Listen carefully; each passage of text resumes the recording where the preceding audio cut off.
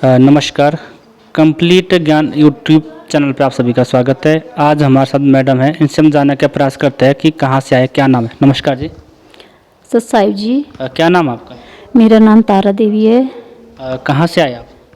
मैं ऐसे सिरमौर से हूँ, हिमाचल प्रदेश। गांव हमारा चन्ना पंचायत से हूँ, गांव कणांग पड़ता है। तो आप पहले किसकी भक्ति करते थे? हम पहले ब्रह्मा विष्णु महेश की भक्ति करते थे और उस भक्ति से भी हमें कोई लाभ नहीं मिला। तो आपने गुरु बनाया था किसी को? हाँ जी, हमने गुरु बनाए थे। हमने गुरु जो भी बनाए थे वो योगा वाले थे, होशियारपुर से थे वो। क्या नाम उनका? उनका नाम, जिन्होंने हमारे को दीक्षा दी थी, उनका नाम गुरु चमन लाल जी थे। और जो वो भक्ति कराते थे और राम मूलक की कराते थे। राम मतलब रामलाल था उनका नाम, रामलाल प्रभु जी। और इनका मंत्र भी यही था, रामलाल प्रभु जी पर ब्रह्मणे नमः। इतना उनका मंत्र था, यही जाप करते थे हम। उनकी भक्ति करने से आपको क्या लाभ हुआ? हमारे को उनकी भक्ति से हमने तो यही सोचा कि हमारे को ये लाभ मिल रहे, जो भी सुख मिल रहे कि वो हमारे को लाभ मिल रहे, कि जैसे थोड़े थोड़े सुख होने। तो वो तो हमारे को ऐसे लगा कि जैसे गुरु जी बताते कि तो हमारे पिछले कर्म से जब हमारी चार्जिंग ख़त्म हो गई तो हमारे जो लाभ थे वो सारे बंद हो गए थे। तो उन्होंने फिर आपको किस तरह की भक्ति बताई थी? उन्होंने हमारे को यही भक्ति बताई थी कि भाई आपने जल नीति करनी है। जल नीति मतलब ऐसे की जाती थी, नाक से पानी पिया जाता था। जैसे गुनगुना पानी करना है, नमक डालना है थोड़ा उसमें और फिर नाक से लगाना है, नाक से पीना है, ऊपर को पीना है, मुंह से निकालना है। ऐसे ऐसे करवाते थे वो। और फिर हमारी पाइप जैसे होती थी एक, वो नाक से डालनी है ऊपर और फिर मुंह से निकालनी है, फिर उसको खींचना है, इस तरह से खींचना है। तो वो भी कराते थे। फिर एक सूत्र नेति, और सूत्र नेति भी उसी तरह से डालनी है, जैसे हमने रबड़ नेति डाली है वैसे हमने सूत्र नेति भी डालनी है, फिर वो भी करते थे हम। और फिर उसके बाद क्या करते थे हम कि नाक की सफाई हो गई, फिर हमने पेट की सफाई करनी है, फिर उसमें हमने पानी पीना है अंदर। जैसे 4 गिलास पिए मैंने और वो निकालने हैं और ये निकालने हैं, और तब निकाल के उसके बाद हमने आसन करने हैं। जैसे सारे आसन सिखवाते थे वो, उसकी एक किताब थी हमारे पास, फिर उस हिसाब से हमने सारे आसन करने हैं। तो उसके बाद आरती पूजा जो होता था हमारा नीति नियम, उस हिसाब से करते थे हम। अपने गुरु जी की आरती उतारते थे हम। इतना सब कुछ करने के बावजूद आपने फिर अपने उस गुरु को क्यों छोड़ा आपने? हमने जैसे जी, हमने गुरु को ऐसे त्यागना तो नहीं चाहा था। और हम दिल से भक्ति करते थे, बहुत दिल से, इतने दिल से करते थे कि हमारा मन और मंदिरों में भी नहीं लगता था, जितना गुरु के प्रति हो गया था। मेरे को इतना लगाव हो गया था कि मैं गुरु जी को बहुत कुछ मानती थी, बहुत। मैं माँ बाप भाई और भगवान वही मेरे सब कुछ होते थे, उन्हीं को मानती थी। पर जैसे भी थोड़े थोड़े बहुत साल होने लग गए, हमारे के बच्चे भी बड़े बड़े होने लग गए, उसके बाद हमारे को दुख होना शुरू हो गया, थोड़ा बहुत दुख होना शुरू हो गया। और अपने आप को भी, और थोड़े जैसे हमारे छोटी सी दुकान थी उसमें भी हानि होने लग गई।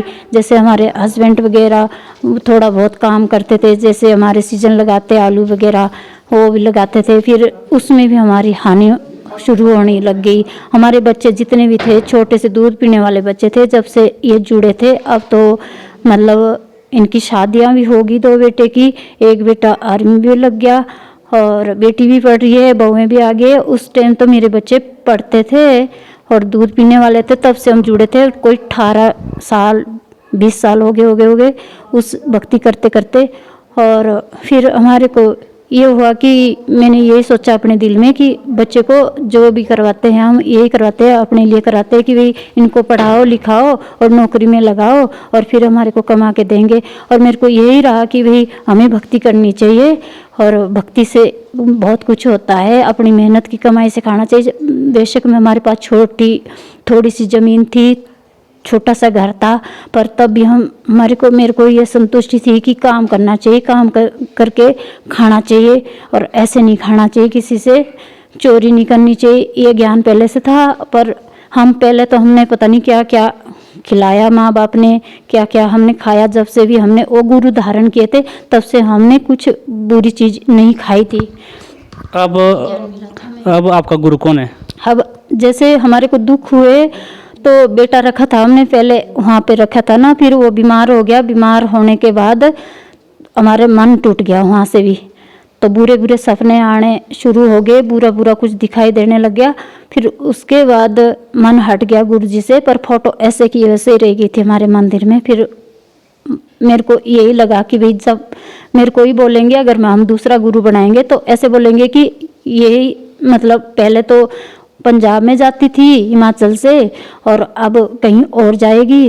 तो मैंने यही प्रार्थना की कि भगवान अब जो एजुकेटेड है हमारे घर में वो जुड़ने चाहिए, कोई अच्छा गुरु बनाए और हम वहाँ पे जाएं, कोई अच्छा सा ये मिले हमारे को।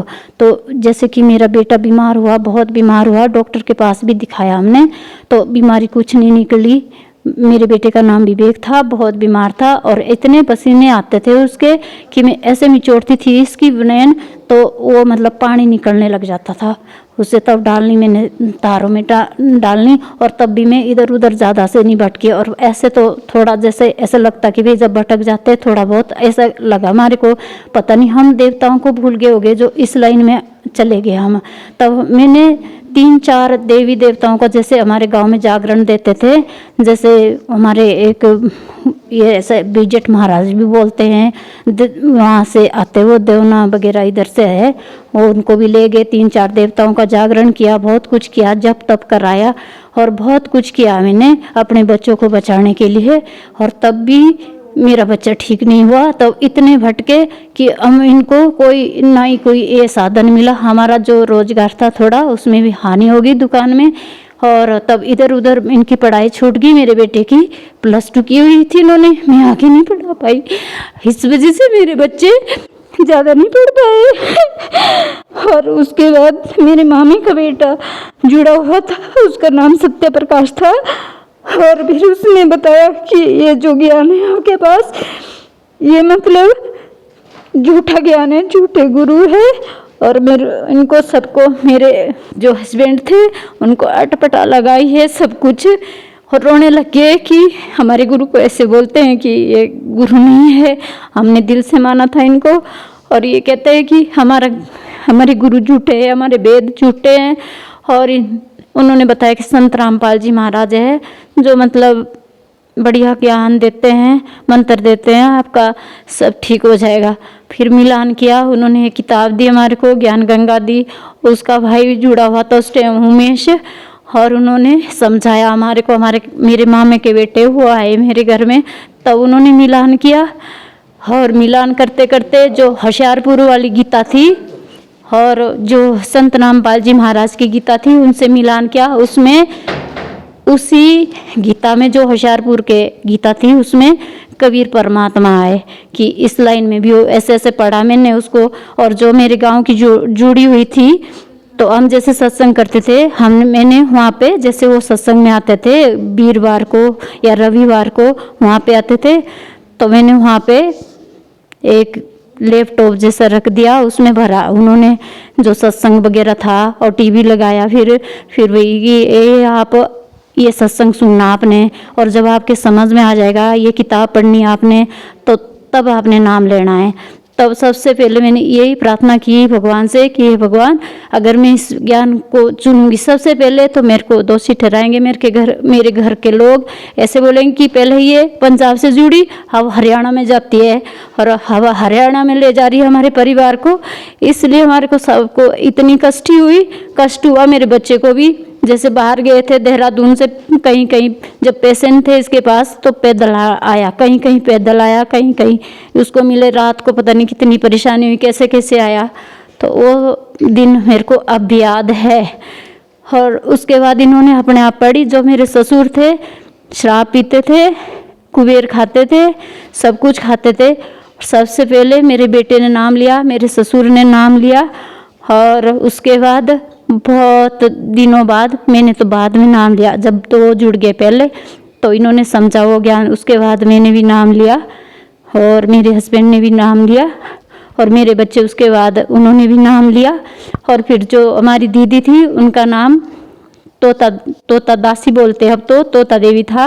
वो भी रोने लग गई कि भाई हम तो एक ही जगह से हमने भक्ति की थी और ये तो दूसरी लाइन में चली गई। उन्होंने सत्संग में फ़ोटो देखे, भाई हम सत्संग में जाते और ये पता नहीं पागल हो गई, और इसने दूसरी फ़ोटो रख दी यहाँ पे। और हम आते थे बड़ी आस लगा के, भाई यहाँ पर तो गुरु चमन लाल जी है और हम उसका सत्संग करते थे। तो मैंने उसको भी ये ज्ञान बताया कि दीदी ये ज्ञान सच्चा ज्ञान है, और जो वो होशियारपुर वाली जो गीता है और ये वाली संत रामपाल जी महाराज वाली गीता है, मैंने मिलान किया है इसमें। देखो रास्ते में भी मैंने इनको खुद पढ़ी, मैं ज़्यादा पढ़ी लिखी नहीं हूँ, पर तब भी मेरे को इतना ज्ञान दिया परमात्मा ने कि मैंने उसका मिलान खुद कर लिया। और फिर मैंने दिखाया उनको रास्ते में कि ये है कबीर परमात्मा, पर किसी ने नहीं बताया ऐसे जैसे जैसे ये बता रहे हैं। हमने इस लाइन में जाना है, हमने दीक्षा लेनी है वहाँ पे। पर अब तो वो भी जुड़ गए इस लाइन में और हम भी जुड़े इस लाइन में। उसके बाद जैसे गांव में तो ऐसे ही होता रहता है। उसके बाद मेरा बेटा ठीक हो गया, तंदुरुस्त हो गया, और जो उसके बाद जो उसके पसीने निकलते थे, तो जैसे इन्होंने नाम लिया तो उसके बाद इसके ये फोड़ा जैसा बाहर निकल आई। यहाँ मैं तो बोल भी रही थी भाई इसका फोटो खींचना चाहिए ताकि लोग देखें कि क्या है। जब वो दवाई खाई इसने चुपके से शिमला गया था, फिर यहाँ से उसको इंजेक्शन वगैरह दिया, पिक निकला उसमें से और वो ठीक हो गया, मेरा बेटा ठीक हो गया। जब आप संत रामपाल जी महाराज जी की शरण में चले गए, उसके बाद आपको क्या क्या लाभ हो रहा था? बस एक तो ये लाभ हुआ जी, हमारे को भक्ति मिली, मोक्ष मार्ग की भक्ति मिली कि हमें मोक्ष चाहिए था। सबसे ज़्यादा तो मेरे को ये था कि मुझे तो मोक्ष चाहिए। और जब भी कभी मेरे साथ ऐसा हुआ, मैं पहचान नहीं पाई कि वो गुरुजी थे कि कोई और था। मैंने जो 20 साल भक्ति की, मेरे को यही पता नहीं रहा कि मेरे भक्ति का वो क्या दिखाया। वो मेरे से 2 साल में डिस्टर्ब रही, और रात को मेरे को जो कुछ दिखाई देता था वो दिन में भी दिखाई देता था। और मेरे को ऐसा लगता था कि मेरे जो हस्बैंड थे वो लुधियाना में थे, उस टाइम लुधियाना में जॉब करते थे, और जो मेरे बेटा वो भी उनके साथ चला गया था। और जो मेरे छोटे बेटे थे, 2 बेटे, वो स्कूल जाते थे। तो बेटी भी थी एक छोटी सी, और मेरे को सारा जो परिवार था, अपना घर का ज़मीन वगैरह वो खुद संभालना पड़ता था। और उनको ये पता नहीं लगने दिया कि मैं 2 साल डिस्टर्ब भी हुई, और किसी गांव वाले को भी मैंने ये पता नहीं लगने दिया। काम करते करते मेरे बुरे हाल हो गए थे, और मैं जानती हूँ मेरा भगवान जानता है।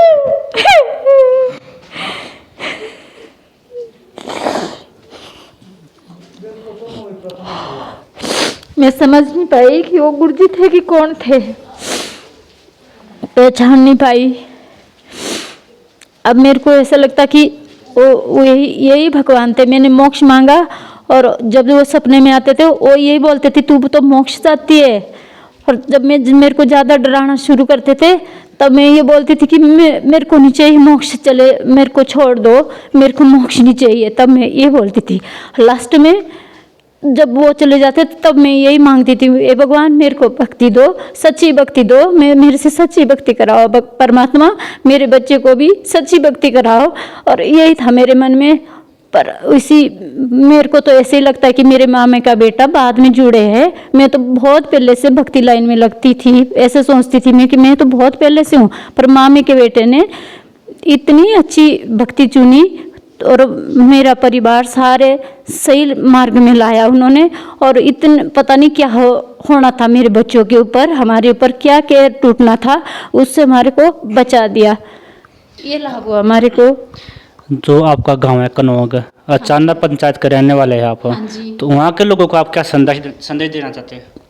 वहाँ के लोगों को मैं संदेश क्या दूँ? मैं उनको संदेश तो हमारे गुरुजी देते हैं, पर मैं ये चाहती हूँ कि मेरे जितने भी गांव के लोग हैं, आसपास के हैं, हमारे पंचायत के हैं, तो वो जो हमारे गुरुजी ज्ञान देते हैं वो शास्त्रविद ज्ञान देते हैं, और इस ज्ञान को समझो और इस लाइन में आए तो उनको भी यही लाभ होंगे जैसे मेरे को हुए। मेरा एक बेटा उसके बाद आर्मी में लगा हुआ है, और जो मेरी बेटा जो इतना बीमार था उसकी भी रामायणी हुई, उसकी पोती हो गई, और जो दूसरा उसके बाद का बेटा है उसकी भी रामायणी नैना टिकर में हुई, और उसके बाद उसके भी पोता हुआ है। और 4 आत्माएं भेजी मेरे घर में परमात्मा ने, जबकि मेरे गांव के लोग ये बोलते थे कि भी इनके तो पंडित भी नहीं है, इनके कोई नहीं है और वहाँ नहीं जाना चाहिए, उनके पास कोई नहीं है, नहीं तो इनके तो कुछ ना कुछ होगा। और जब मैंने इतनी ये विनती की उनसे कि भाई लोग मेरे जो बेटे की जैसे जैसे गुरुजी ने बोला है कोर्ट मैरिज होगी इसकी बड़े वाले बेटे की, और फिर मैं ये नहीं कर सकती, जैसे आपके डीजे बाजे जो बजते हैं नाचना गाना ये मैं नहीं कर सकती, जो भी डीजे बाजे हो गए हमारे गुरुजी के सत्संग के डीजे बाजे हो गए, और मैं शराब नहीं दूंगी, बीड़ी नहीं दूंगी, कुबेर नहीं दूंगी। इस प्रकार से मेरे गांव के लोगों ने मेरे को यही समझा कि जब आप ये चीज़ नहीं देंगी शादी में तो हम इस शादी में नहीं आएंगे। तो मैंने यही बोला कि अगर मैं ये चीज़ तो नहीं दे सकती, मैं गुरुजी को नहीं छोड़ सकती, अब भगवान को नहीं छोड़ सकती, और चाहे मेरे माँ बाप मेरे भाई बहन मुझे छोड़ दें, मेरे गांव वाले मुझे छोड़ दें, मुझे कोई फर्क नहीं पड़ता। अभी मैं यही मेरे बात पे चैलेंज समझे वो लोग, चाहे सही समझे इस बात को, मैं गुरुजी को मैं परमात्मा को नहीं छोड़ सकती। मुझे इतना लगाव है इनसे, इन्होंने मेरे को इतने लाभ दिए हैं कि गांव वाले को रिश्तेदारों को नहीं दिखाई देते, वो मेरे को दिखाई देते। जिसको दुख था उस टाइम दुख था, दुख में कोई नहीं आया, ना गांव वाला हुआ ना मेरे रिश्तेदार हुआ, मेरा तो मेरा परमात्मा ही हुआ है। पर मेरे को ये पता नहीं था कि ये परमात्मा भी है, परमात्मा आए हुए। मुझे तो ऐसे लगता था कि भी और कोई नहीं है, मेरा जहाँ मन लग रहा था उनको ही सोचती थी पहले, अब लगा मेरे को पता कि हमारे परमात्मा जो है, मेरे को जब सुख होने लगे इतने दुख मिटाए मेरे परमात्मा ने, जो मेरे को तो चोट लगने थे उसके बाद में पजल होनी थी, मेरे को परमात्मा ने उस चीज़ से भी बचाया, मेरे बच्चों को भी बचाया, और मेरा घर जो सब कुछ टूटने से बचाया परमात्मा ने। बहुत बहुत लाभ दिए मेरे को, इसी तरह से दूसरे को भी होएंगे अगर इस ज्ञान को समझेंगे। ठीक है जी, धन्यवाद आपका। सच्चाई जैसे कि अभी ये तारादासी के विचार सुने आप लोगों ने, अगर ये वीडियो अच्छी लगी तो लाइक करें, कमेंट करें और चैनल को सब्सक्राइब करें। धन्यवाद जी।